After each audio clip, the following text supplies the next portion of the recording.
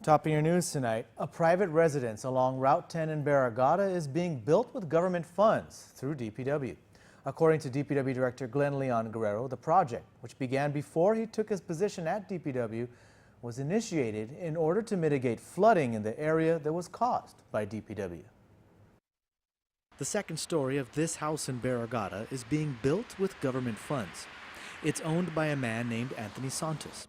DPW Director Glenn Leon Guerrero says it was done to alleviate flooding that was caused when DPW widened and raised this road in Barragata. So what that effectively done is it created flooding issues for the Santos family. So the Santos family complained to Gov. Guam, and a bill was introduced by Senator Dennis Rodriguez Jr. appropriating $215,000 to DPW to fix the flooding problem in this part of Barragata.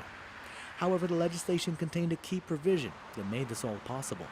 The legislation allowed the funds to be spent at the discretion of the DPW director, who at the time was Carl Dominguez. It's a very specific amount of money, very specific lot that we needed to take care of and address, and we did. So we went there and looked at several options.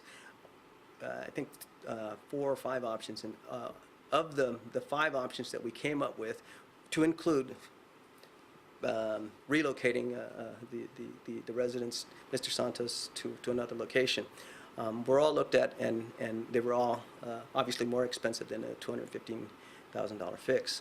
Leon Guerrero says the Santos family then suggested that they use the money to instead build a second story on his house, and DPW agreed. We entered into a settlement agreement, which is registered at the Department of Land Management. And it releases the government saying that we did resolve and mediate the flooding issue. The funding for the construction of the second story of this house was provided for in Public Law 3253.